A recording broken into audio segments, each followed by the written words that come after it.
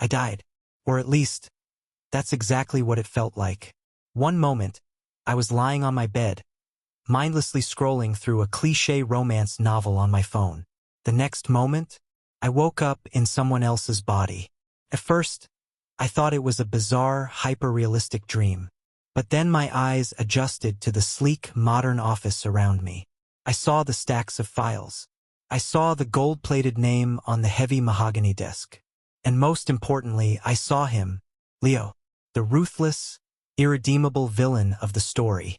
And me? I wasn't the female lead. I wasn't the hero. I was his secretary. I pressed my face into my hands, the reality crashing down on me. No way. Out of all the characters, out of all the positions in this fictional world, why this one? Because I knew exactly how this story ended. Leo, blinded by his toxic obsession with the male lead, Julian, was destined to go too far. The plot dictated that he would steal company secrets, frame an innocent woman, kidnap her, and ultimately be destroyed. Arrested, ruined, and everyone who helped him, ruined alongside him, including his secretary. "I'm going to jail," I muttered to the empty room. A deep, heavy sigh escaped my lips as I sank back into my leather chair. But then, a spark of defiance hit me. No, I refuse. If I knew the story, then I had the power to change it. And the very first thing I had to do was stop Leo. Act 1, the first ripple. The problem was, Leo was exactly as terrible as I remembered from the book. "Why is this report late?" He slammed a file onto my desk. I didn't even flinch. I just looked up at him calmly. "Because you changed the requirements 3 times last night." Silence fell over the office. Leo stared at me. His eyes were sharp, irritated, and slightly dangerous. "You're talking back now?" he asked, his voice a low drawl. I shrugged. "Just stating facts." For a second, I thought he was going to explode. I braced myself for the yelling, but instead his lips twitched. He smirked. Interesting. That was my first mistake. Because from that exact moment on, Leo actually started paying attention to me. Act 2. Derailing the plot. A few days later, the moment I had been dreading finally arrived. The beginning of his downfall. The stolen documents. I remembered the chapter clearly. Leo was supposed to steal confidential files from Julian's company, sell them to a rival, and frame Sarah, the female lead. That single act would trigger his ultimate ruin.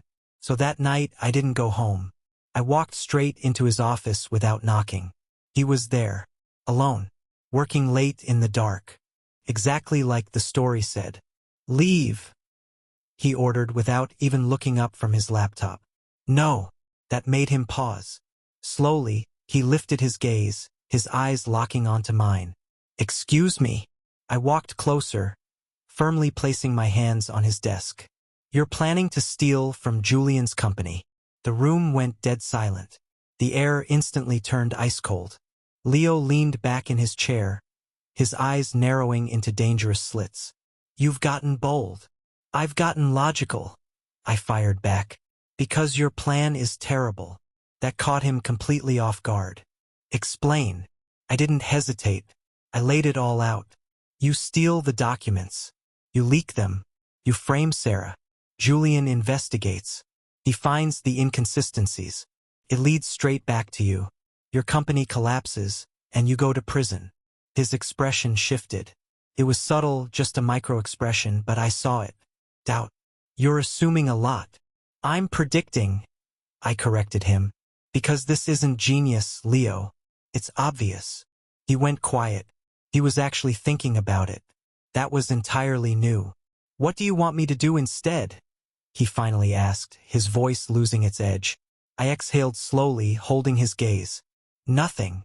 His brows furrowed in confusion. "You want his attention, right?" I added softly. His jaw tightened instantly. "Destroying his life won't make him love you." That hit him hard. I saw something crack in his eyes before he quickly turned away, staring out the window into the city lights. "Get out." But that night, he didn't go through with the plan. And just like that, the timeline fractured. The story changed. Act 3, the shift. After that night, the atmosphere between us shifted. Leo was still difficult. He was still arrogant, demanding, and unbearable at times. But the sharp, venomous edge to him had dulled. And for some reason, he started keeping me closer. Cancel my meetings. No. What? You cancel them yourself. You have a phone. You're fired. You say that every day. Get me coffee. It's already on your desk. Why are you like this? Why are you like this? He stared at me for a long time.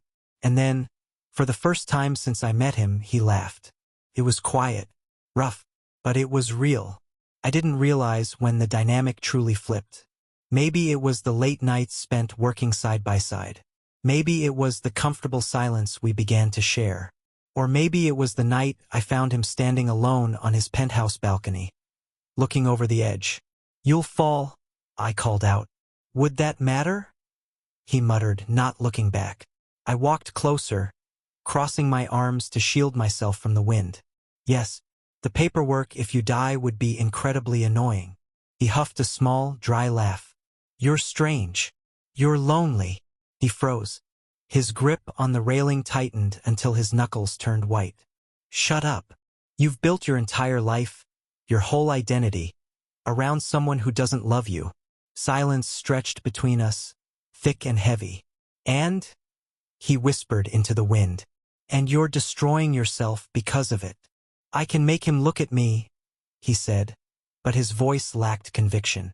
No, I said softly, stepping right beside him. You can't. He finally turned toward me. The look in his eyes was something I hadn't read in any chapter of that book. He didn't look like a calculating villain. He looked lost, broken. Then what do? You learn to live without him. He started listening. He stopped obsessing over Julian. And I stopped treating him like a ticking time bomb. I didn't notice when I started staying late just to keep him company. When I started worrying if he was eating enough.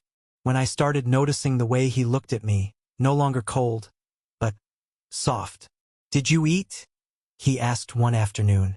I blinked, looking up from my screen. What? You didn't eat lunch. Are you actually checking up on me? No. Liar.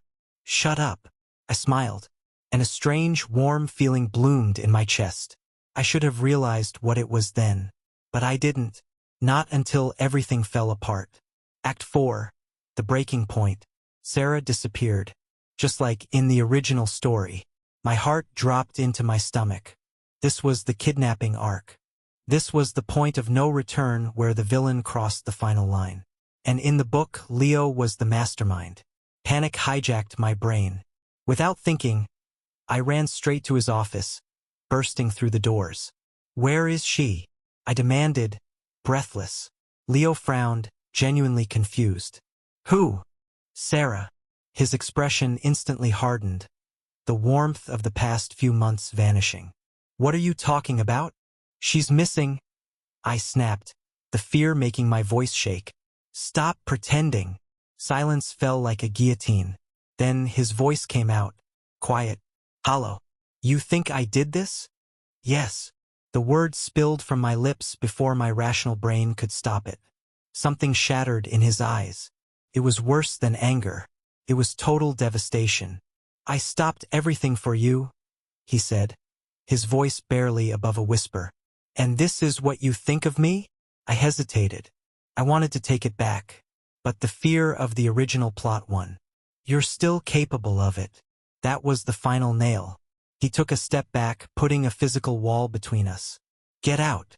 Leo, get out. For the first time since I woke up in this world, he looked at me like I was nothing but a stranger. Act V. The truth and the confession. I couldn't just sit there. I investigated on my own. Desperate. Terrified. But the deeper I dug, the more the pieces didn't fit. The method. The timing. The paper trail. None of it matched Leo's style. And then I found the truth. It wasn't him. It was a rival corporation. They were using his past reputation, framing him exactly the way the original story dictated, assuming he would take the fall. My chest tightened until I couldn't breathe. I was wrong. When I finally went back to his office, the air was suffocating. He didn't even look up when I entered. You were right, I said quietly to the back of his chair. Silence. It wasn't you. I know, he replied, his voice completely void of emotion, cold, distant. I clenched my fists, my nails digging into my palms. I'm sorry. I didn't trust you. A bitter, humorless laugh escaped him. Why would you? That hurt worse than any yelling could have. I took a hesitant step closer. Because I care about you. He froze. The pen in his hand stopped moving. I didn't realize it at first. I pushed on, my heart hammering against my ribs. But somewhere along the way, you stopped being just the villain to me. The silence in the room was deafening. You became someone important. He turned his chair slowly, his eyes searching my face for a lie. Say that again. I didn't look away. I didn't hide. I like you. The words felt incredibly simple, but they carried the weight of the entire world. He stared at me for what felt like an eternity. The tension was thick enough to cut. Then he let out a long breath. You're an idiot. I blinked, tears pricking my eyes. You accused me. I know. You doubted me. I know.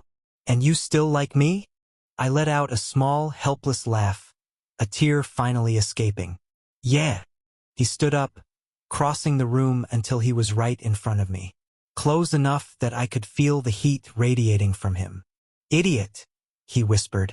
But this time there was no anger, only relief. The new ending. Things didn't magically become perfect overnight. We were both flawed, but we changed. Leo truly let go of Julian. Not suddenly, and not easily, but genuinely. For the first time in his life, he didn't choose obsession. He chose something else. He chose me. Sarah was eventually rescued. The real culprits were exposed. Leo's name was cleared completely. There was no prison sentence. No dramatic downfall. No tragic end. Just a different story entirely.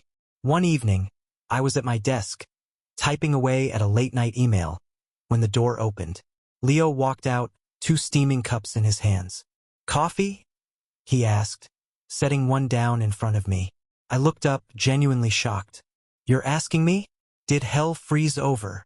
He smirked faintly, leaning his hip against my desk. Don't get used to it. I smiled, taking a sip. Too late. He watched me for a moment, the city lights casting a warm glow over his features. The sharp edges of the villain were completely gone. Stay, he said quietly. I paused, looking up at him. Where would I go? My shift ended an hour ago. He hesitated, his dark eyes locking onto mine with a vulnerability that still took my breath away. With me. For a moment, everything in the world felt entirely still, like the universe itself had paused, waiting for my answer.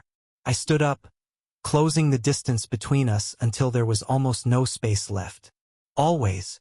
Maybe I wasn't meant to follow the script. Maybe my purpose wasn't to save the heroine or fix the broken plot holes. Maybe I was just meant to save him. And somewhere along the way, he ended up saving me, too.